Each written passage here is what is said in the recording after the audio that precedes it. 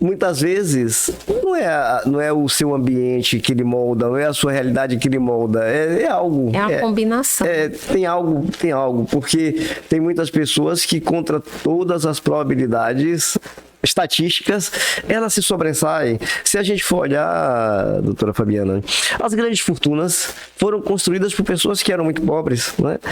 A gente pode aqui, eu vou ficar no Brasil, mas no Brasil eu posso falar aqui de Silvio Santos, né, que se destacou como um gênio da comunicação, conseguiu construir um império. Samuel Klein, que fundador das Casas Bahia, esqueci o nome dele agora, mas o cara que fundou a Natura também, ele veio de família pobre, e assim, tantos e tantos outros que a gente pode citar, são pessoas que não vieram de família rica, que construíram um legado e deixou aí para os seus sucessores, né? Então, é isso que eu digo. Na verdade, o que pode explicar, né?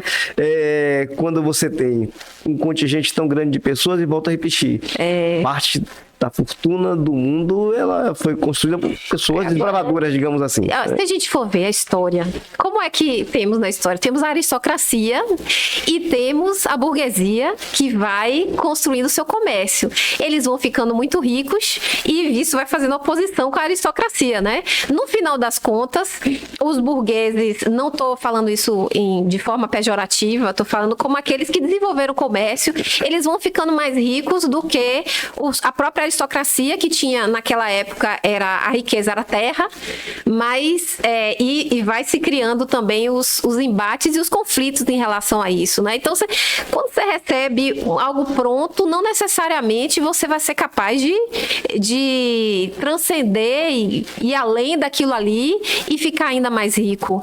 Porque cada um vai nascer com uma bagagem diferente ou com um olhar da vida diferente. Talvez o olhar do aristocrata seja viver bem a vida, ser um bom vivant. É verdade. Então, pessoas fora da curva, elas vão estar em todo lugar, né? Então, se vai ter alguém fora da curva, tem gente que é fora da curva executando uma atividade que demanda uma habilidade manual, né? Ela é fora da curva, ele pode ser um excelente artista plástico, né? Ele pinta quadros maravilhosos, outro jogando bola, outro cantando e por aí vai, né? Outro sendo médico, outro sendo, sei lá, tantas e tantas outras profissões. Então, ele vai ser fora da curva porque ele descobriu o talento, ele investiu no talento. Eu acredito muito nessa coisa de você identificar o seu potencial para investir nele. Porque observe o seguinte, quando a gente vê um contingente grande de pessoas que reclamam da vida, que não se descobre. Eu conheço pessoas que chegam na fase da vida e ainda não se encontrou. Acho que na sua profissão, então, você deve encontrar muito isso, né? Na sua profissão. Eu tenho isso como missão de vida, né? Ajudar as pessoas, pelo menos dentro da minha abordagem de psicoterapia, é ajudar as pessoas a encontrar o seu caminho, que na verdade é uma conexão bem interna. Não necessariamente se tornando um grande profissional ou aquela pessoa que vai fazer muito sucesso ou vai ser muito famosa, mas aquela pessoa que pode fazer coisas, pode ser fora da curva, até dentro de um universo que não é um profissional. Por exemplo, uma irmã Dulce, você não vai achar que ela é uma fora da curva? Sim, o que ela é capaz de fazer, ela foi uma bem-sucedida profissionalmente. No mesmo, ela foi até expulsa da Igreja Católica no meio do caminho. Então, é uma conexão muito íntima que vai além do que o nosso mundo hoje considera como ser fora da curva. Agora, eu acrescentaria algo interessante, né? Normalmente, essas pessoas que se destacam, ela tem uma combinação de inteligências, ela não tem só aquele talento. Por exemplo, você vai ter, assim, cirurgiões, assim, extremamente precisos, mas que na hora de dar o trato com o seu paciente, ele é tão ruim, ou seja, falta a inteligência emocional ou falta a inteligência interpessoal, que ele não consegue fazer essa clientela. Sim. Conheço gente que já fugiu de cirurgião desse jeito, né? Ou outras questões também, né, do contexto. Por exemplo, eu sou apaixonada pela Casa Batlló, construída por Gaudí. Na verdade, dizem que ele não construiu toda, né? Que ele reformou, mas então, ele fez um trabalho artístico incrível. Vamos levar em consideração que ele foi patrocinado pela família Batlló para fazer aquilo ali, senão ele não conseguiria fazer, e que ele levou muitos anos para fazer aquela casa. A gente tem a Sagrada Família, que ainda nem foi acabada, se eu não me engano. Então, assim, é preciso de um contexto que sustentasse ele para ele continuar fazendo aquilo ali. Quer dizer, vamos pensar também, assim,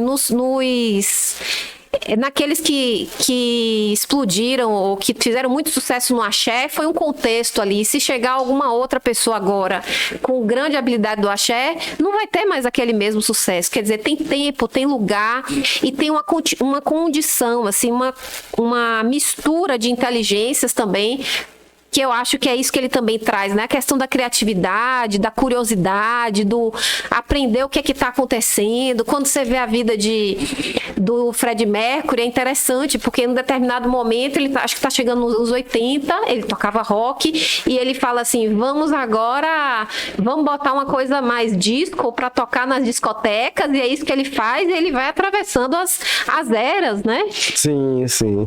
Aí você percebe, fora da curva, né? Fora da curva. Mas assim, ele tá com a cabeça voltada para o que está acontecendo com o mundo, aproveitando, eu acho que de uma maneira bem entusiástica. Sim. E sim. não vamos esquecer a ousadia, né? É preciso ser verdade, ousado. Você tem que ter ousadia.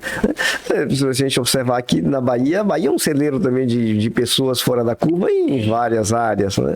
Se a gente falar aqui da música, Bahia, você tem Caetano, você tem Gil, você tem Bethânia, você tem Gal Costa, você tem Luiz Caldas, é um cara fenomenal. Dizem que ele é um músico. Luiz Caldas é um músico fantástico, né?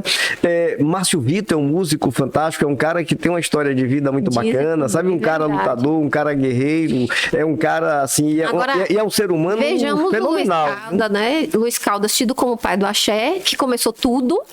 Imagina, ele começou, ele explodiu, fez a coisa explodir, quer dizer, a música baiana não ia para os programas de TV nacionais, e ele começou aí, e em que contexto ele chegou, e como é que ele teve, em termos assim, de sucesso hoje, e os que chegaram no meio do caminho, que parece que aproveitaram o momento melhor, e que são as grandes estrelas, né, que a gente tem hoje, Ivete Sangalo, Cláudia Leite, Chiclete não, mas o Bel, enfim. Bel Marques, né?